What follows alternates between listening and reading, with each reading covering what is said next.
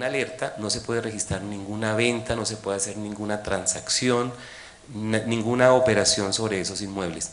Como sabemos, en materia de inmuebles, toda transacción, todo negocio que se hace debe ser inscrito en la matrícula inmobiliaria, que es como la historia del predio.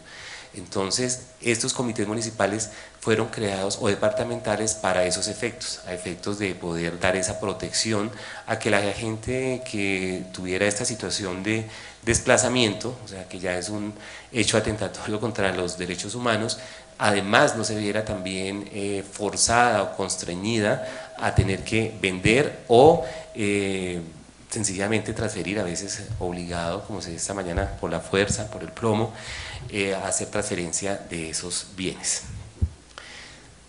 Entonces, esta ley creó acciones jurídicas, preventivas y asistenciales. Deben, pues, las preventivas, orientación a los ciudadanos, a las personas que están siendo objeto de este desplazamiento. En materia de desplazamiento forzado, pues existen también para estos comités a nivel municipal o departamental varias funciones. Además de esta que les acabo de comentar, como es recopilar información, evaluar los hechos que constituyan o puedan llegar a constituir situaciones de desplazamiento, estimular la constitución de grupos de trabajo para ese fin, promover o impulsar sistemas de alerta temprana, adelantar acciones jurídicas que permitan minimizar y erradicar estas situaciones de desplazamiento, solicitar protección militar, el concurso de las autoridades nacionales, departamentales, y el registro único de una población desplazada, que es como un censo que se debe hacer. Bueno, hablábamos ahorita pues de esta declaratoria de inminencia de riesgo de desplazamiento o desplazamiento forzado en una zona y limitaciones a la enajenación o transferencia o cualquier título de bienes rurales, con el objeto de proteger a la población de actos arbitrarios.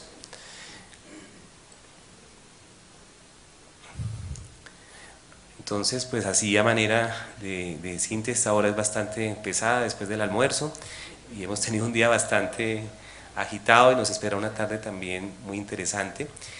Quiero pues hacer brevemente pues como un seguimiento de las rutas que se deben seguir para esa protección, que es lo que la Fiscalía analiza en cada uno de los casos. Nosotros en estas investigaciones que hacemos por los delitos que acabo de denunciar, hemos trabajado muy de la mano con la Superintendencia de Sociedades, con el INCODER, con la Procuraduría, con la Contraloría, a efectos de poder establecer pues qué fue lo que sucedió ahí. Y es casi examen uno a uno, verificación, como lo decía esta mañana el señor superintendente, de cada una de las situaciones administrativas, porque pues aparentemente uno ve y está todo inscrito y todo, pero ¿qué hay detrás de eso? ¿Son esas resoluciones correctas? No, en la mayoría de casos no, y vemos como en muchos de estos municipios, por ejemplo en Montes de María, que es una extensión enorme que abarca muchos municipios, una zona pues bastante deprimida, donde ha habido muchas masacres, han habido situaciones muy particulares. Vemos cómo tristemente con la convivencia de algunos funcionarios públicos terminaron estas tierras, no como lo pretendía la norma que acabamos de mencionar así brevemente, sino en poder de grandes empresas, a veces muy importantes, que por razones de la reserva de la investigación no puedo decir cuáles, pero son empresas de gran importancia en muchos de los casos, en todo caso de personas naturales o jurídicas, y no en manos de esta población que ha sido víctima del desplazamiento forzado. Entonces, esto se ha establecido en las investigaciones que, como he dicho, se han llevado con el apoyo de las distintas entidades. Entonces, esa ruta de protección colectiva o individual, porque existen las dos, la colectiva es cuando se detecta en un determinado sector o en un municipio que va a haber esa amenaza de desplazamiento. Como decíamos, esa declaratoria de desplazamiento que profieren los comités municipales o departamentales es un acto administrativo de conformidad con el artículo 2 del decreto 1250, y la finalidad de esta medida es proteger pues ese predio, proteger a esa persona, evitando el constreñimiento al titular del predio por parte de miembros de grupos armados al margen de la ley. El procedimiento, entonces, se declara ese desplazamiento forzado de inminencia, ese acto administrativo, y ese acto administrativo, como lo decíamos, debía ser registrado. Pero si se va a enajenar, tiene que justificarse ante el propio comité por qué se enajena, y ahí es donde venían las falsedades y fraudes de los que hemos hablado. Bueno.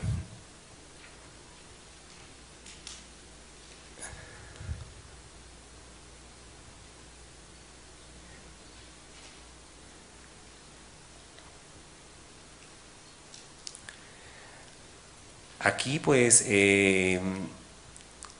como lo decía, la Fiscalía General de la Nación desde sus diversas unidades le ha preocupado mucho este tema, y es así que la Unidad Nacional Anticorrupción, la cual dirijo yo, lleva los casos de corrupción más sonados a nivel nacional, y por disposición del señor Fiscal General de la Nación, estos casos donde intervienen funcionarios públicos han sido trasladados a la unidad a efectos de que se busquen a los responsables de esto, se pueda sancionar ejemplarizantemente a estos hechos de corrupción que son lamentables y donde están afectando a las personas menos favorecidas con estos hechos. Esa es mi intervención. Tenía más temas, pero pues nos espera un foro que es bastante importante, y en donde vamos a poder de pronto desarrollar algunos de los temas. Esto básicamente una enunciación, y lo que la Fiscalía General de la Nación quiere transmitir en esta breve intervención es esa preocupación de la entidad en buscar pues los responsables de estas conductas, y qué bueno espacios como estos para que las distintas entidades podamos trabajar en consonancia y hacia un mismo ritmo, como se han hecho en varias de las investigaciones a cargo de la unidad y que relacioné. Muchas gracias.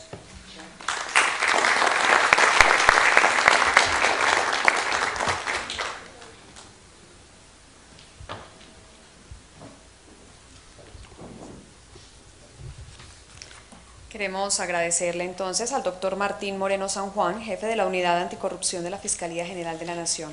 Vamos a dar inicio entonces a la primera mesa redonda. En ella estarán Liliana Patricia Ortiz, de la Auditoría General de la República, la doctora Marta Cecilia Barrero, de las Supersociedades, el doctor Óscar Ortiz, exar Anticorrupción, el doctor Gustavo López Ospina, director ejecutivo de Complexus, el doctor Fernán Bejarano Arias, consultor privado, y el doctor Eduardo Caicedo Escobar, notario 45 del Círculo de Bogotá. Los invitamos a que pasen al frente.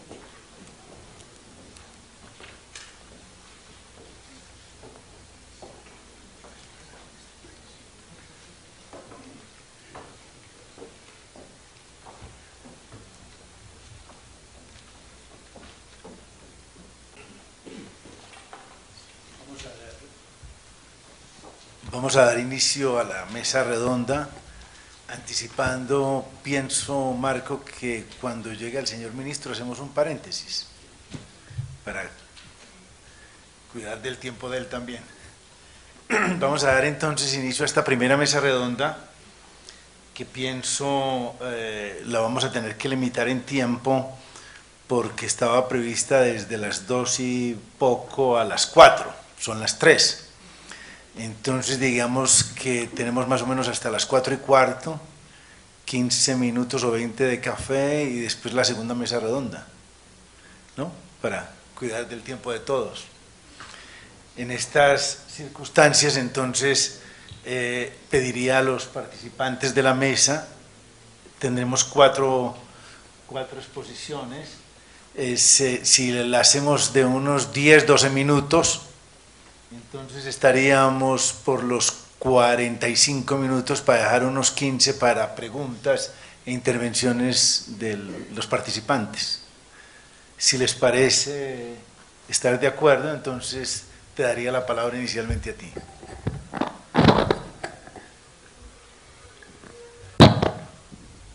Buenas tardes. Muchas gracias al doctor Marco Velilla nuevamente por invitar a la Superintendencia de Sociedades a eventos tan importantes como este.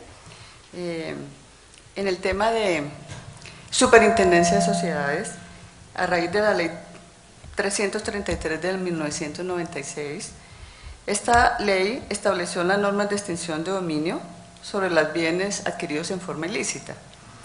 Y además dijo que será susceptible de extinción de dominio todo derecho o bien mueble o inmueble. Lógicamente, entre los bienes muebles entonces estaban las acciones, las cuotas, las partes de interés en las sociedades comerciales. A raíz de esta ley entonces, el Ministerio de Justicia le pidió a la Superintendencia de Sociedades que incluyera dentro de sus facultades, dentro de sus causales de vigilancia, a aquellas sociedades que iniciaran un proceso de extinción de dominio. En ese momento estábamos preparando justamente un decreto de causales de vigilancia a raíz de la expedición de la ley 222 del 95.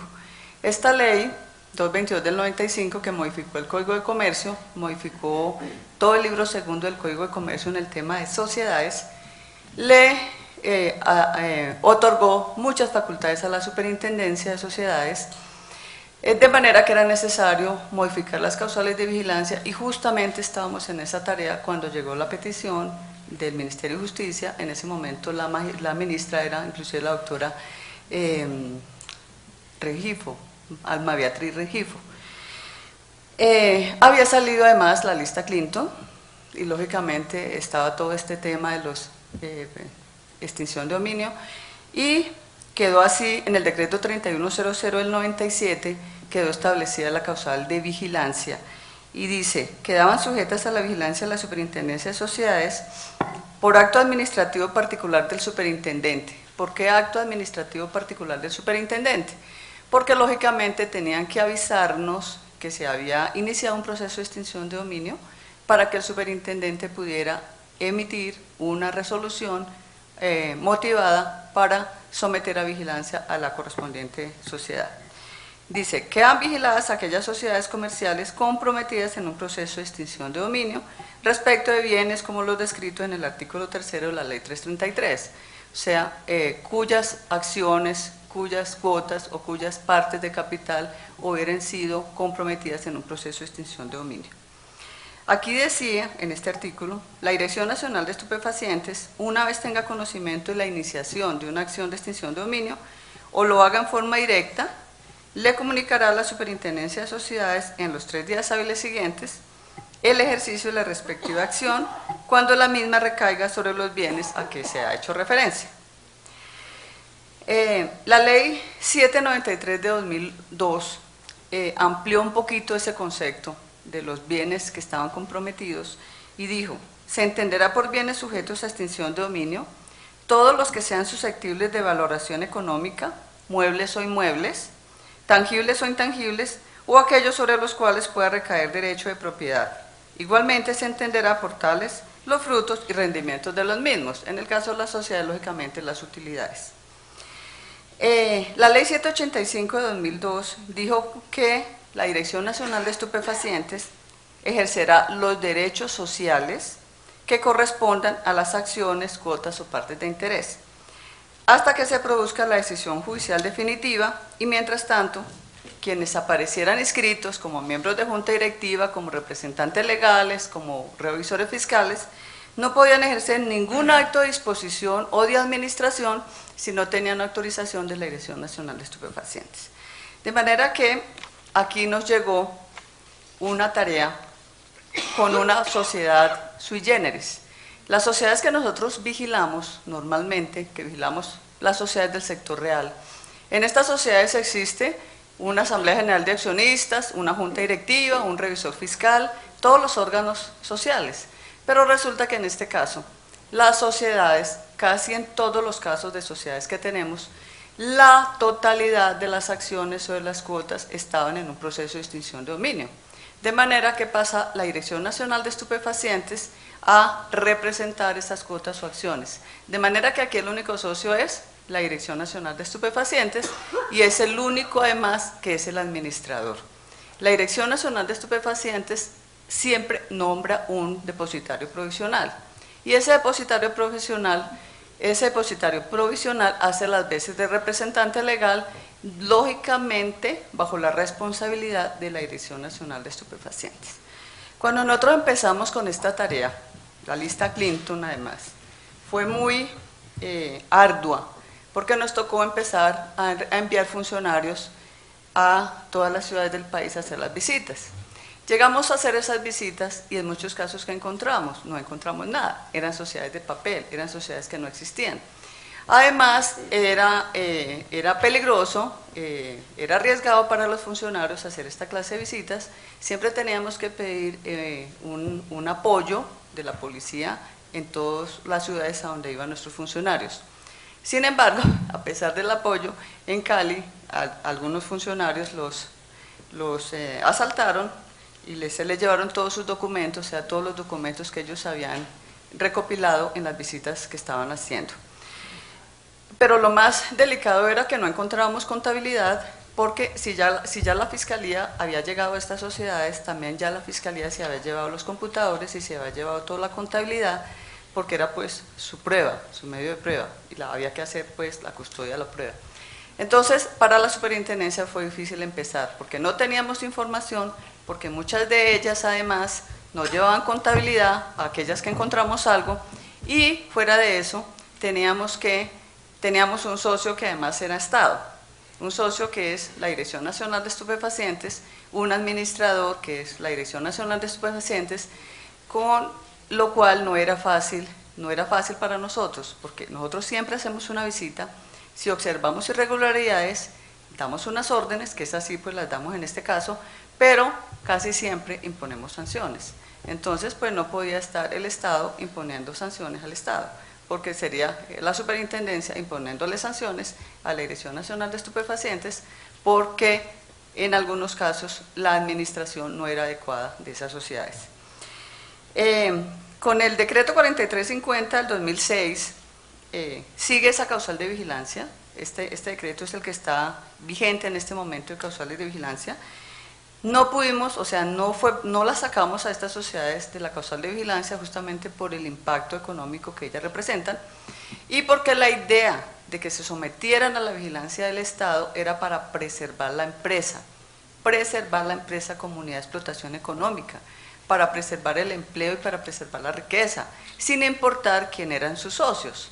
Porque el mismo Código de Comercio dice que la sociedad, una vez constituida, forma una persona jurídica distinta de los socios individualmente considerados. Entonces aquí lo que le importaba al Estado, lo que le importaba al gobierno y a la superintendencia era preservar la empresa. Lamentablemente encontramos muchas empresas que eran líderes en la región, empresas económicamente muy productivas, económicamente muy importantes, que además habían dado riqueza al sector, porque donde estaban estas sociedades habían hecho carreteras, habían puesto la luz, entonces no solamente la sociedad se beneficiaba, sino estaban beneficiando a toda la comunidad que vivía al lado de ellos. Sin importar, pues, lamentablemente que los recursos que estaban en estas sociedades, pues lógicamente eran recursos de dudosa procedencia.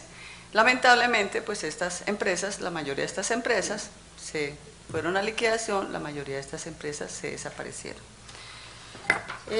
La ley 222 del 95 nos dice cuáles son las facultades de vigilancia, y son las facultades de vigilancia que nosotros ejercemos con estas sociedades, son las mismas de vigilancia que ejercemos sobre cualquier otra sociedad. Entonces hacemos visitas, como les decía, podemos autorizar emisión de bonos, enviamos delegados a las asambleas, entonces siempre que están las asambleas de estas sociedades en extinción de dominio, pues va un delegado de la superintendencia. Verificamos que las actividades se desarrollen dentro del objeto social que está determinado. Podemos decretar disolución y nombrar un liquidador. Podemos autorizar fusiones, escisiones, disminuciones de capital, convocar a reuniones en los eventos, en los casos en que no hagan la reunión ordinaria como está pactada en los estatutos. La superintendencia tiene la facultad de ordenar que se haga esa reunión. Autorizamos colocaciones de acciones, podemos autorizar o podemos exigir que se modifiquen estatutos cuando no se ajustan a la ley y podemos ordenar la inscripción en el libro de registro de acciones cuando esto no se cumple. Hay una resolución reciente en la Superintendencia de Sociedades que hizo una reorganización interna de los grupos de trabajo. Y resulta que como les decía, la administración está pues en cabeza de la Dirección Nacional de Estupefacientes. Esta resolución lo que dice es que la superintendencia puede verificar las irregularidades que se estén presentando en estas sociedades y pasarle un informe a la Dirección Nacional de Estupefacientes para que ella tome las medidas pertinentes, las medidas que sean del caso. O sea, la dirección lo que puede hacer es exigirle a su depositario provisional que cumpla con todas las obligaciones de un administrador o de un representante legal. Tenemos aquí unas estadísticas. Nos llegaron inicialmente 534 sociedades, o sea, 534 sociedades están en proceso de extinción de dominio y siguen llegando. O sea, uno creyera que ya no hay, pero todos los días tenemos resoluciones declarando a una sociedad vigilada porque está en un proceso de extinción de dominio. Como una alerta, no se puede registrar ninguna venta, no se puede hacer ninguna transacción, ninguna operación sobre esos inmuebles. Como sabemos, en materia de inmuebles, toda transacción, todo negocio que se hace debe ser inscrito en la matrícula inmobiliaria, que es como la historia del predio. Entonces, estos comités municipales fueron creados o departamentales para esos efectos, a efectos de poder dar esa protección a que la gente que tuviera esta situación de desplazamiento, o sea, que ya es un hecho atentatorio contra los derechos humanos, además no se viera también forzada o constreñida a tener que vender o sencillamente transferir, a veces obligado, como se dice esta mañana, por la fuerza, por el plomo, a hacer transferencia de esos bienes. El concurso de las autoridades nacionales, departamentales, y el registro único de una población desplazada, que es como un censo que se debe hacer. Bueno, hablábamos ahorita pues de esta declaratoria de inminencia de riesgo de desplazamiento o desplazamiento forzado en una zona y limitaciones a la enajenación o transferencia o cualquier título de bienes rurales, con el objeto de proteger a la población de actos arbitrarios.